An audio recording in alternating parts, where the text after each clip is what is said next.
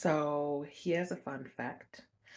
As adults, we spend more time at work than we do with our spouses or our children or our friends. Imagine that.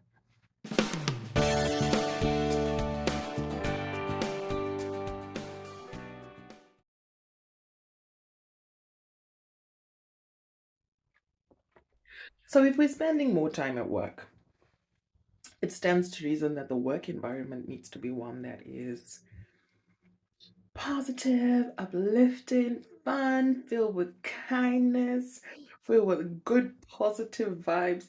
But the reality of the situation is most workplaces reflect most people's inner conflict.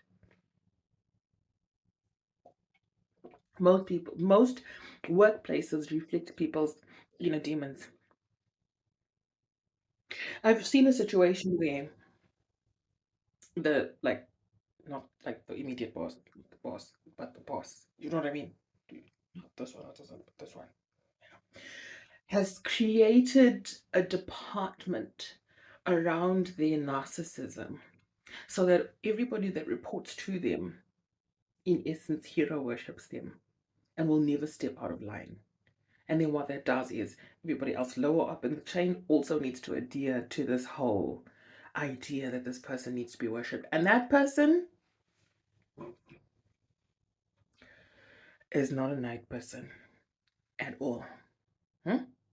At all. So what that does is it creates this toxic work environment because you can't ask any questions, you can't, seem to be rebelling, you can't do anything that would go against do as you're told.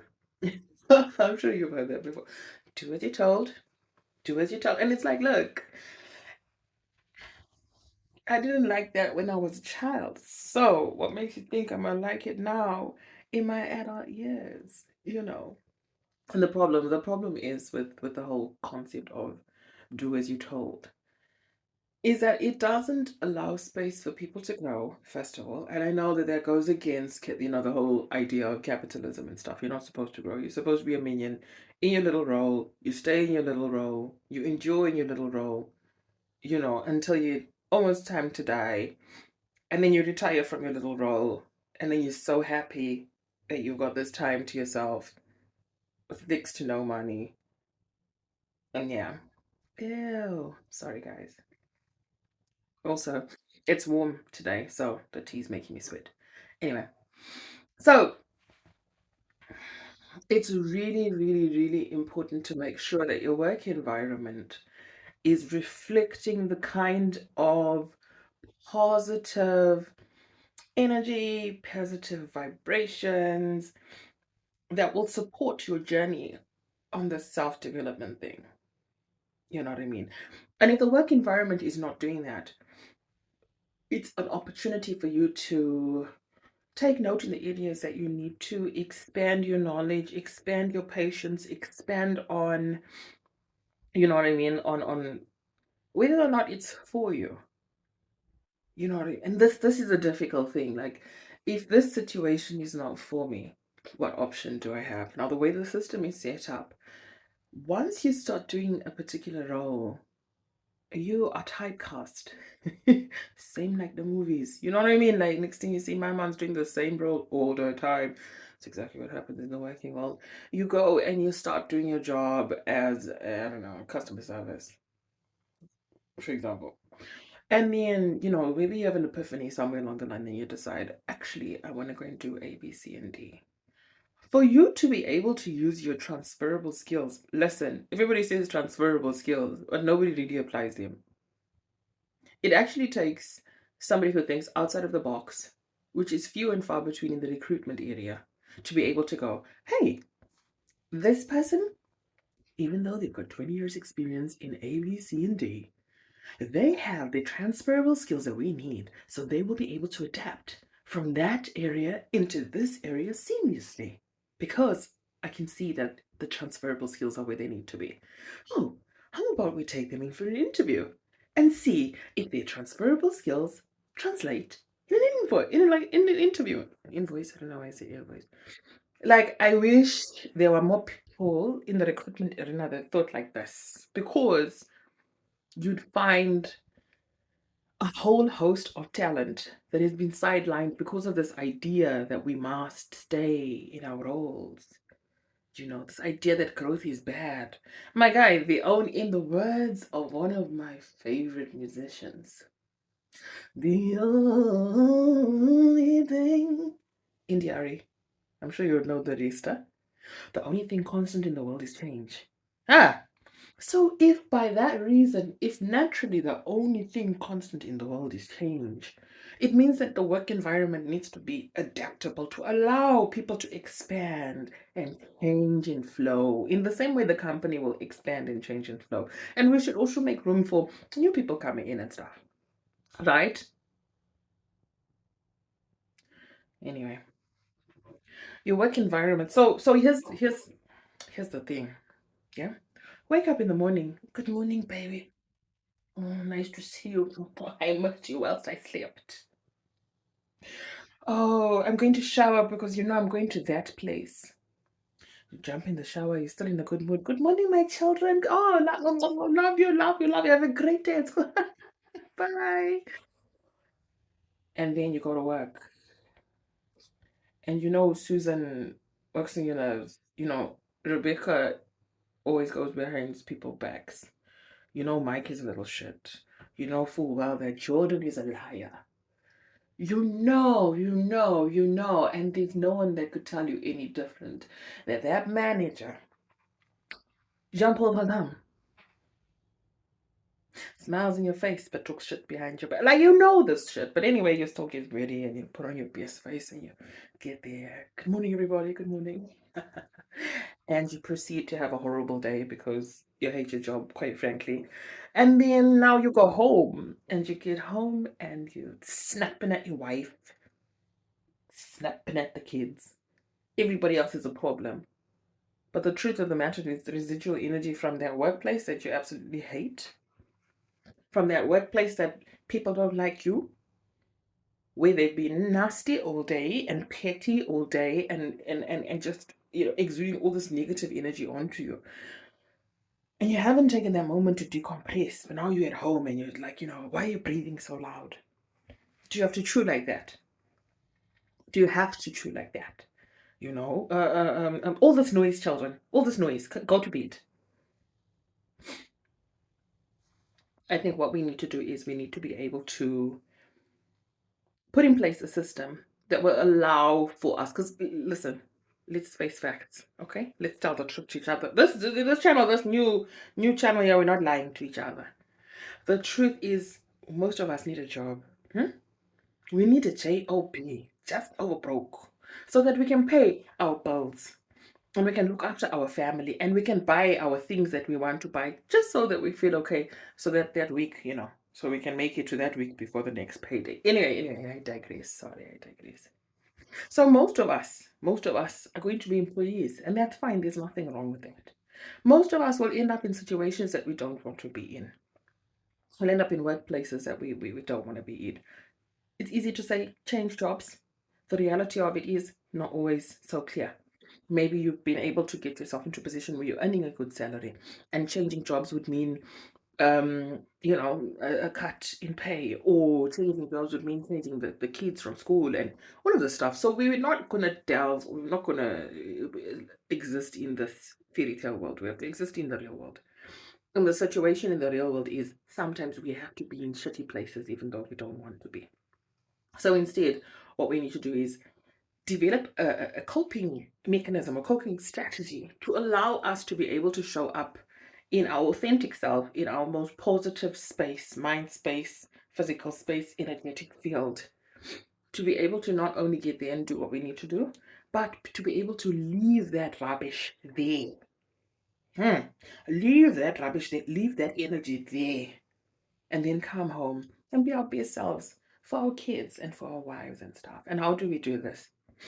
We develop a coping mechanism or coping strategy. You see, the same way you can get into, you get to work and smiling at Rebecca, but really don't like her, But you know that she's going to talk shit to HR, so you're right. Bitch. Mm. Yeah. Adapt a coping mechanism or a coping strategy so that when you're at home, you can show up authentically. You can show up. Now, I'm not to say you must deny your feelings and stuff. No, no, no, no. Right. So let's say, for example, just for argument's sake, for example, when in the morning to get to your job, you jump in your car, yeah? You drive 1 hour to get to your job. When you finish, you drive 1 hour to get back home. My guy, that 1 hour space is your time to decompress, to swear people, and to sing off key loud in the car because it releases all the tension from the day. To swear that person that you really wanted to swear, but you couldn't because the fire. This is your time now to decompress. By the time you get home, make sure you hit your 5, 6, 7 deep breaths, meditation, in with the positive energy, out with the bullshit. So that when you get home, not only have you been able to get rid of the stuff, but you're now in a positive mind space and you can actually show up with kindness for your people. Because what happens is we show up with pretend kindness for these people that don't care about us. And then when we get home, we're mad at the world. We're snapping at the kids, snapping at the wife. And then before you know it, you got a work husband because my guy is always nice and we spend all these hours together, and that chick at home just works on my fucking nerves. But mm. It's not that, you know, um and I was gonna say it's not that your partner's the problem. Sometimes it is that your partner's your problem. But the point I'm trying to make is unless we find a way to be able to cut off those bad vibes from work or find a better way to channel that energy and not bring that negativity back home, we're gonna struggle. It'll be a constant battle because home will be a constant battle. Work will be a constant battle. You'll never feel settled within yourself. It'll always be this, so what's wrong with me? I'm so angry. Everybody works on my fucking nerves. When the reality of it is, sometimes it's coping strategies that we need to be able to show up authentically, you know? Also, there's nothing wrong with telling people off in real time. I'm a great advocate for this. Whether you're my boss or not, I will tell you very politely, very directly, whether I like something or I don't like something. And if you want to fire me, that's fine. That's entirely up to you. But rest assured, I'll speak my truth at every turn because why should I pretend for the comfort of everybody else? Now, it's not to say I'm going to be a bitch about it. No, no, no, no, no, no, no. I'll tell you very politely, very professionally, you know, that when you did A, B, C, and D, mm-mm. I didn't like it because of A, B, C, and D, and it made me feel that I'd appreciate it if you did A, B, C, and D. And I will have a conversation with you if it happens again. Have a good day. Hey, hey, we are no longer. Where's my pulpit? We are no longer allowing these toxic environments, toxic workspaces, toxic, because we talk a lot about toxic partners and not being in that. So we're not letting these toxic workplaces corrupt or invade the work that we are doing on this journey to find a better version of ourselves, to lift up our self-esteem, to lift up our confidence. Yeah.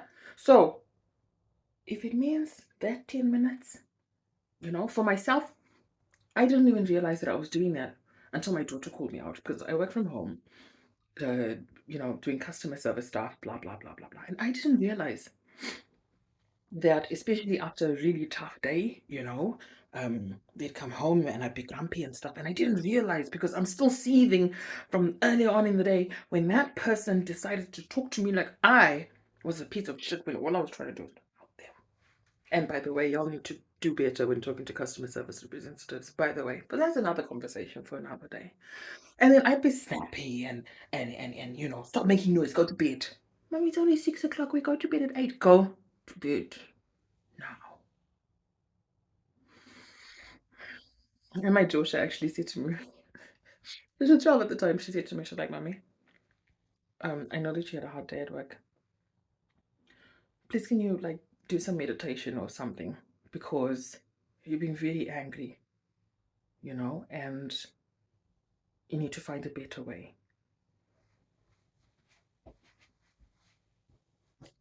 Hold up. Hold up.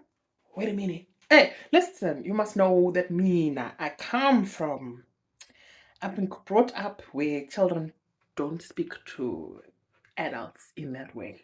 So it took me a second to just sort of, okay, this hurts. This stings because it means that not only am I not showing up in my best version of my best self, but I'm allowing my work environment to taint the home environment. And I'm always telling them about kindness and love. And so if I'm always talking about kindness and love and stuff, and then I'm, getting off this shift, and then I'm just in a shitty mood because people have been in a shitty mood, and I'm not taking a moment to pause and breathe, and it's problematic. So when she told me, I was like, okay. I said, you know what? Thank you for letting me know. I'm really sorry, that I've been doing that to you guys. It wasn't my intention. I'm going to be more mindful of it. And then from there, I sort of stopped and started to observe myself. And for sure, especially on those tough days when you get people that are really condescending and people that are really, So I said, okay, I need to find a way to deal with this, you know, um, so that I'm not bleeding all over my kids, to say metaphorically, someone else cut me, now I'm just bleeding all over everybody. So I was like, okay, what I'm going to do is every time somebody calls me and then is very angry, I need to be able to recognize what the issue is. The issue is not a personal one for me. They don't know me from Adam. I'm just a person that answered the phone on the other side. They don't know me. They don't care to know me. What they want is they want their stuff sorted out. A lot of people would be behaving in that way out of anxiety, out of uncertainty, out of frustration. And so once I started to realize, okay, this is not personal. These people are behaving in this way because they're anxious, because they're frustrated, because, you know, um, whatever else, maybe there's life stuff that's going on for them. And this is just another notch that really they don't want to be dealing with or they have to be dealing with. And now I happen to be on the other side of the phone, and you know what? All the frustration sort of erupts into my ear. So I said, okay, I'm going to start playing a game. And the game I'm going to play is label the emotion of the person calling. So that's when I started to realize, a lot of people are calling from a place of anxiety. So if somebody's calling me and they are being really stroppy and stuff, and they're calling from a place of anxiety, what do they need? They need reassurance. They need someone to listen. You'd be amazed. A lot of people just need someone to listen. You know what I mean? Okay, so let me readjust myself so that I can show up in this role in a way that when they come and they are super aggravated, let me be the calming voice or the calming tool, the calming vessel in their day, in the journey of their day. So I started doing that. I started playing my little game of label the emotion. So, this person needs, this person is feeling anxious, so therefore they need this. This person is feeling frustrated, therefore I need to do A, B, C, and D to alleviate that frustration and stuff. And what I started realizing is that not only did it calm people down, but I've actually had instances where people just burst out into tears on the phone because you took a second to listen. That's when I really learned that there was a beginning of learning the lesson of don't take things personally. So before I delve into something else, don't take the theme of the whole thing is don't take things personally. Now, if you've managed to get to the end of this video, please can you put a hashtag at the bottom there and say, don't take things personally. That is how we're able to show up in these work environments, do our job, do what we need to do, leave and show up for our families in an authentic, positive, and kind way. Thank you so much. If you stayed till the end of the video, listen, Umdeni, listen. I appreciate you. Please make sure you like the video and subscribe and just share it. If you have any coping strategies that you've come up with at the end of a long shift or whatever, whether it's listening to music on the train, whether it's catching jokes. For me, I also enjoy making videos when I'm really frustrated. Like I'll make it like a little skit video that neither ever sees the light of day, you know. Let me know some of your techniques, Tom, because I really I could do with some new techniques. Please just comment and let me know some of the techniques that you've used to be able to, put that full stop. When you were kids, you were taught, when you come to the end of a sentence, you put a full stop. Or if there's a continuation, you put a comma. So when you come to the end of your working day, when you put that full stop to say, okay, the working me, the professional me, the working me has now completed for the day. Full stop. What do you do? What's your next sentence? Before the next full stop and you start the new journey at home or wherever you're going. Comment, let me know. Journey again, I'm dating. Utanda Network.